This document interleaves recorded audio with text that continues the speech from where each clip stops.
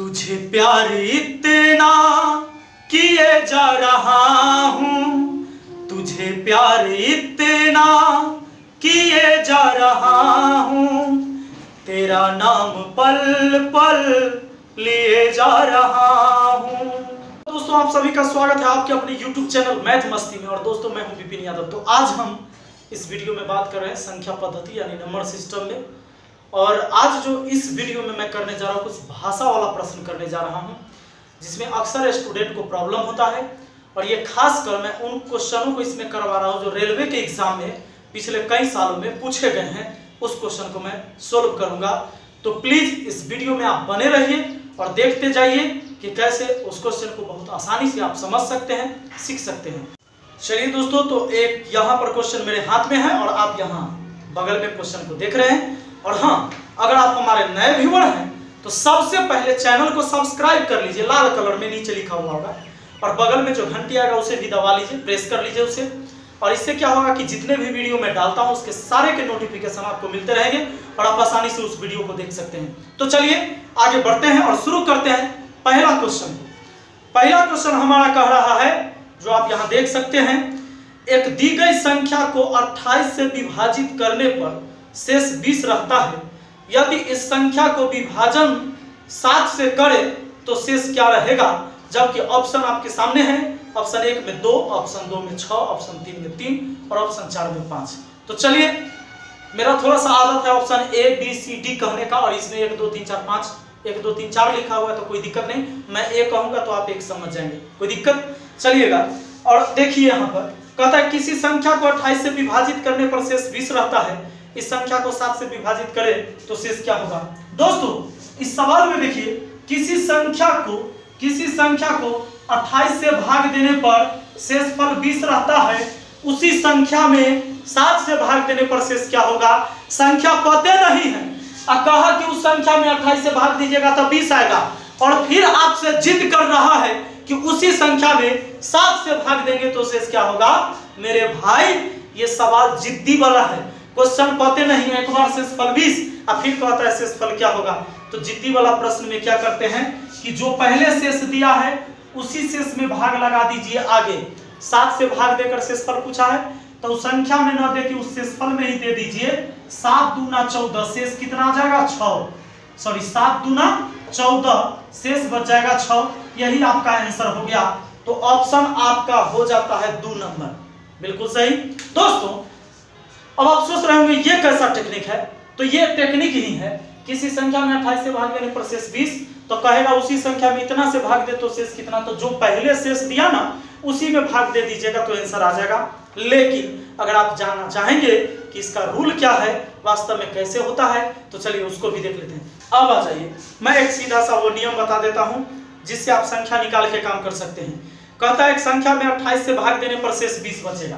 कोई संख्या में 28 से भाग देने पर शेष 20 तभी न बचेगा जब वो संख्या 20 मतलब 28 से 20 ज्यादा होगा, यानी वो संख्या हो जाएगा 28 प्लस 20।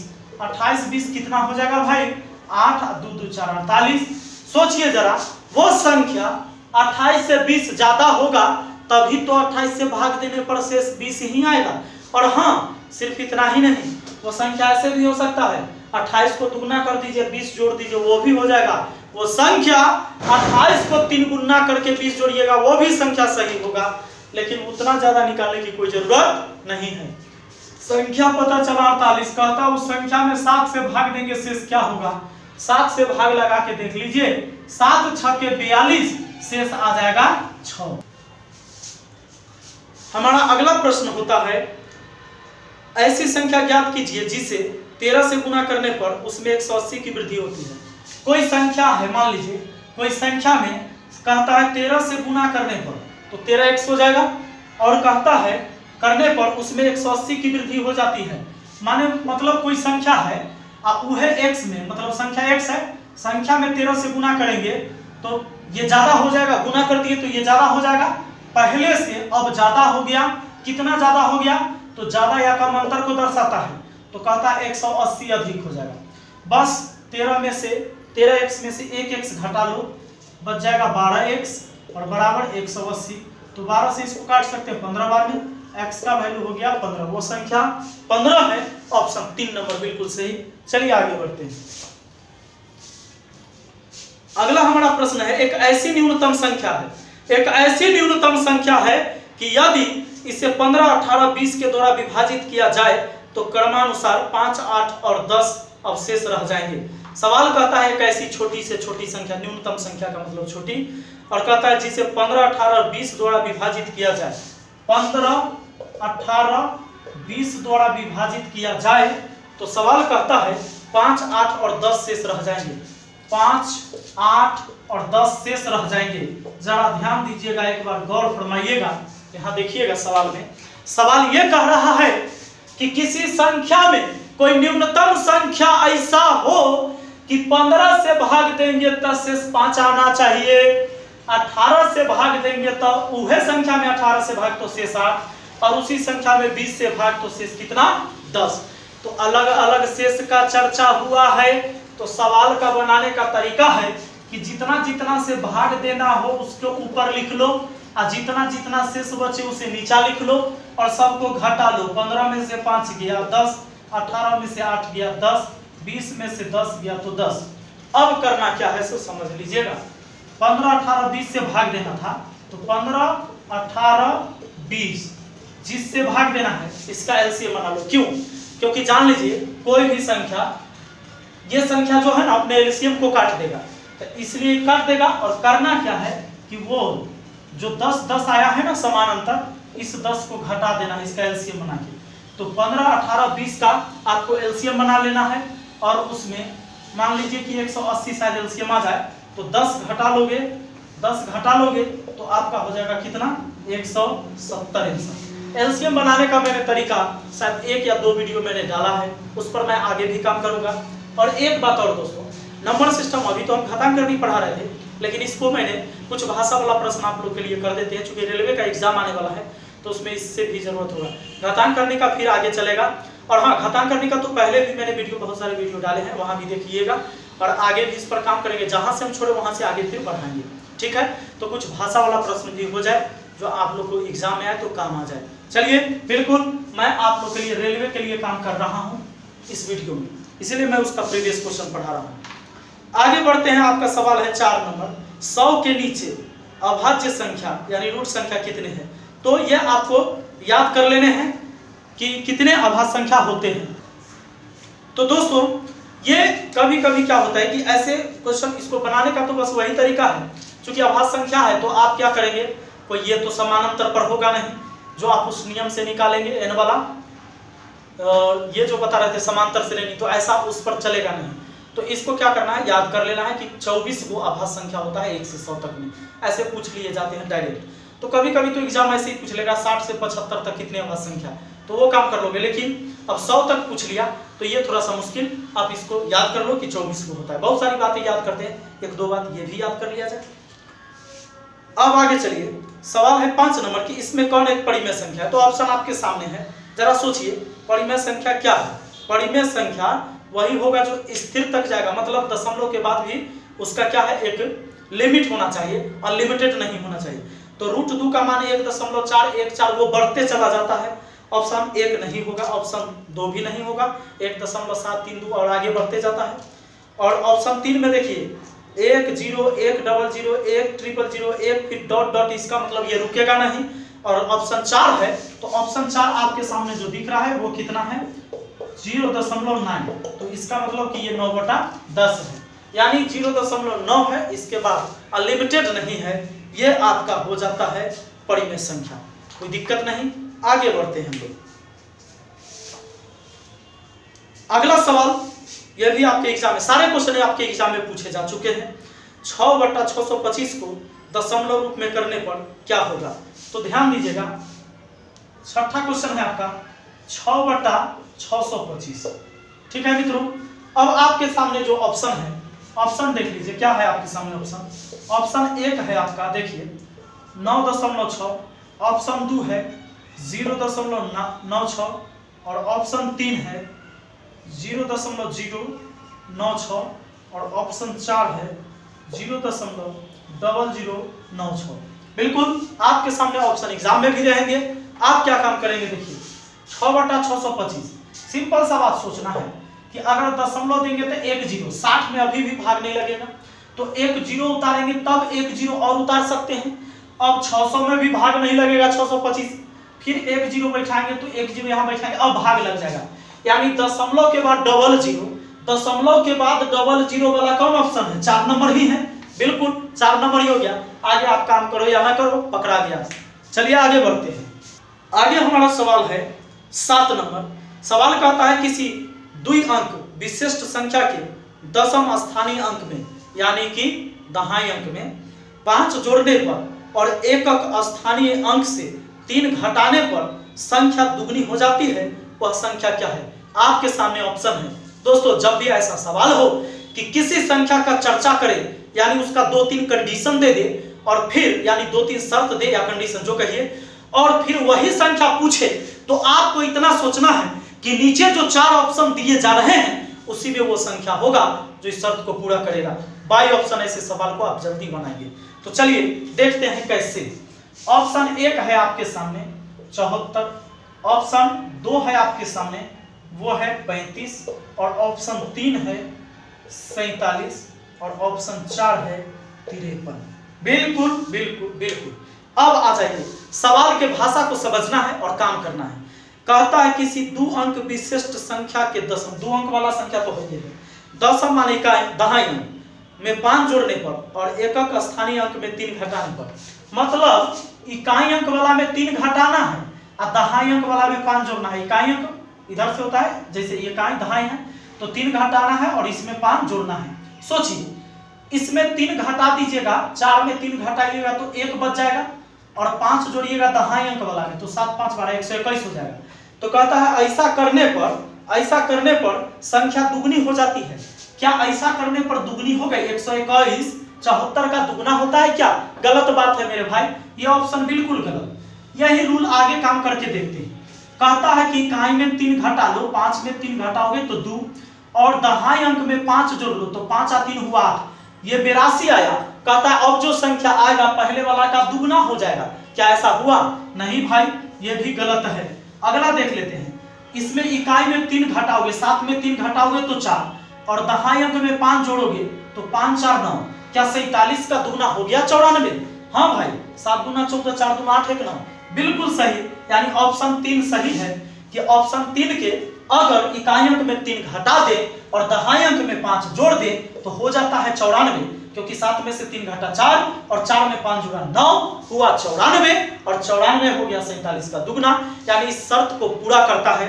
तो हमारा ये आंसर हो गया। चलिए आगे बढ़ते हैं, ऑप्शन 3 हो जाता है। आगे बढ़ते हैं।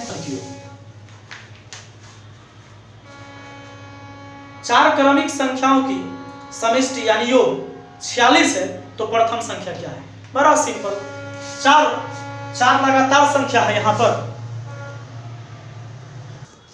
तो सवाल कहता है कि 4 क्रमिक संख्याओं की समष्टि यानी योग 46 है, तो प्रथम संख्या क्या है? 4 क्रमिक संख्या, दोस्तों 4 क्रमिक संख्या बोल दिया है।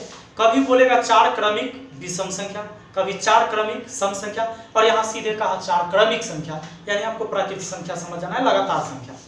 तो सुनिए, अगर पहली संख्या x है तो क्रम से है तो अगला x + 1 होगा, x ज्यादा, फिर अगला x + 2, फिर अगला x + 3, हो गया 4 संख्या।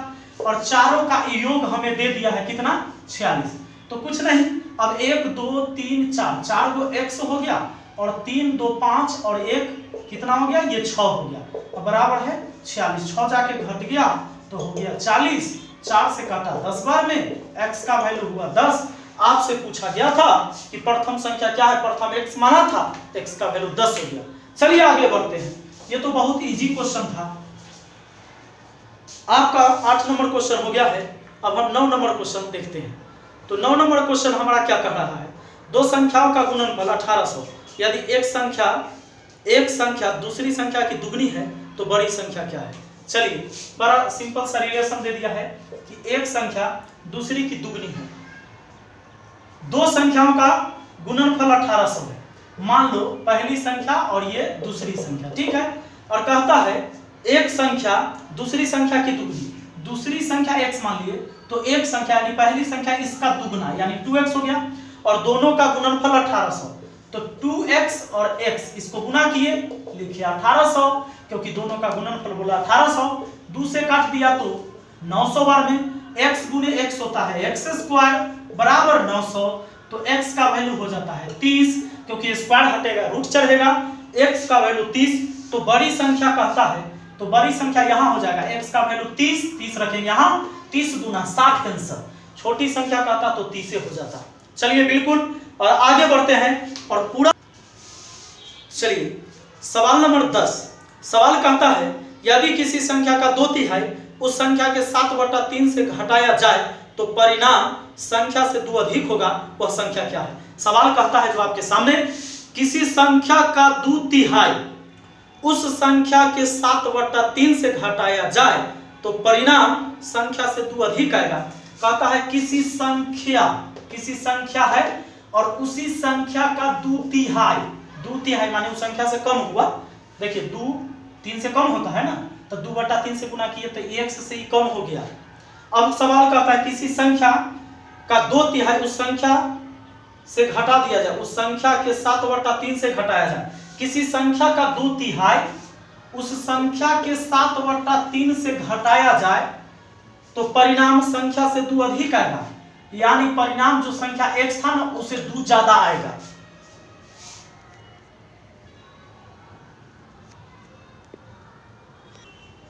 ध्यान देना है दोस्तों, तो देखिए ये हो गया ऊपर में 7x/3 माइनस 2x/3 बराबर हो गया x प्लस 2, ठीक है। 3 3 का एलसीएम तो 3 हो जाएगा, 3 नीचे में एलसीएम, ऊपर जीव का तीव घट जाएगा, 7 में से 2 गया तो 5x, और ये प्लस x इधर बुला लेते हैं तो माइनस x हो जाएगा, और देखिए बराबर कितना x प्लस 2। अब यहाँ ध्यान देना है 3x हुआ, ये भी का घटाओ, 3x 5x में से गया तो 2x/3 बराबर ये वहां 2 बच जाएगा सीधा। अब देखिए चूंकि x यहां बुला लिए थे, अब ध्यान दीजिएगा 2 से 2 कट गया तो x का मान कितना गया? 3 आ गया। चलिए बिल्कुल सही, x का मान 3। सवाल कहता है कि जब किसी संख्या को 13 से गुना किया जाता है, गुणनफल में केवल 5 आता है, वह छोटी से छोटी संख्या क्या है? आपको सवाल यह कहता है कि ऐसा कोई संख्या बताइए जिसमें 13 से गुना करने पर उसका प्रत्येक अंक 5 आना चाहिए। ऐसा कोई संख्या बताइए, एक शर्त हुआ जिसमें 13 से गुना करने पर 5 आना चाहिए, तो 4 को ऑप्शन में होगा ना, तो इसका ऑप्शन आप सीधा सा रट लीजिए। एक स्पेशल क्वेश्चन है ये कि सोचिए कि ऐसा कोई संख्या जिसमें 13 से गुना करें तो टोटल डिजिट 5 आएगा 42735, तो आपका ऑप्शन 3 में है 42735। ये ऐसा संख्या है जिसमें अगर आपको याद नहीं भी है तो ऑप्शन में है ना, ऑप्शन से गुना करके देख लेंगे। चलिए 13 से गुना करने पर प्रत्येक अंक 5 आना चाहिए। 13 × 5 = 65 का 5 हुआ, हासिल 6 हुआ। 13 × 3 = 39 और 6 × 45 के 5 हासिल 4 हुआ। 13 × 7 = 91 और 4 × 95 का 5 हासिल 9 हुआ। अब 13 × 2 = 26 और 9 = 35 का 5 हासिल 3 हुआ। 13 × 4 = 52 और 3 होता है 55। बताइए टोटल अंक 5 ही हुआ। आपका आंसर हो गया 42735। एक ऐसा संख्या जिसमें 13 से गुना करेंगे तो टोटल डिजिट 5 आ जाएगा। आगे बढ़ते हैं, सवाल है हमारा 12 नंबर। दो संख्याओं में अंतर 14 तथा उनका योग 20 है, उनका गुणनफल क्या होगा? ये तो बड़ा सिंपल क्वेश्चन है। दो संख्याओं का अंतर कितना? 14। मान लेते दो संख्या a और b, और इनका बोलता है कि इनका योगफल, यानी a + b दे दिया है आपको 20। तो सवाल ये कहता है कि उनका गुणनफल बताइए, मतलब a × b निकालना है, तो a b का मान निकल जाएगा, हो जाएगा। अब ये अगर जोड़ ही लेते हैं तो b - b + b 0 हो गया, 2a हो गया। ये 2a बराबर 14 20 कितना होता है? 34। 34 को 2 से काट दिया तो 17। a का मान आ गया 17। b का मान कितना भाई? तो अगर मान लीजिए a का मान यहाँ 17 रख दे, 17 20 में जाके घट गया 3 हो गया, यानी वो संख्या हमें पता चल गया 17 और 3, क्योंकि 17 3 जोड़ेंगे तो हो जाएगा हमारा 20 और 17 3 का अंतर हो गया 14। बोला है कि दोनों संख्या का अंतर 14 होना चाहिए और उनका योग 20 होना चाहिए। मिल गया ना? सवाल कहता है उनका गुणनफल बता दो, तो 17 तिहाई होता है 51, यानी आपका आंसर हो जाता है 51। हमारा अगला क्वेश्चन है 13 नंबर। कहता है 2.1/5 को 7.2/9 के भिन्न में लिखिए। सवाल है ये, ध्यान दीजिएगा, सवाल यह है कि 2.1/5 को 7.2/9 के भिन्न में लिखिए। यानी सीधा सवाल कि जिसके बारे में पूछा जाए उसे ऊपर लिखना है और जिसके रिस्पेक्ट में पूछा जाए उसे नीचे लिखना है। ठीक है। हाँ, प्रतिशत में लाना होता तो 100 से गुना भी कर देते, लेकिन ऐसा नहीं बोला। 2.1/5 को बोला है भिन्न में लिखिए 7.2/9 के रिस्पेक्ट में। कहता है इतना को 7.2/9 के भिन्न में लिखिए। इतना को इसके बारे में पूछा है और इसके रिस्पेक्ट में, तो जिसके बारे में पूछा है उसे ऊपर लिखिएगा। 5 गुना 10 है 11/5 और इसको लिखेंगे 9 7 63 2 65/9।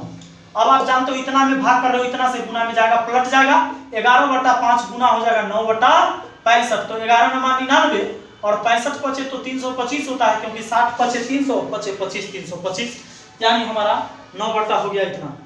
तो 13 नंबर क्वेश्चन हमारा खत्म हुआ दोस्तों। और इस वीडियो में मैंने मात्र 20 मिनट के अंदर आपको पढ़ा दिए हैं इतने क्वेश्चन, 13 क्वेश्चन। तो चलिए हम मिलते हैं नेक्स्ट वीडियो में और फिर आगे इस पर काम करते हैं। और खास के जो रेलवे का एग्जाम दे रहे हैं उनके लिए ये बहुत जरूरी था।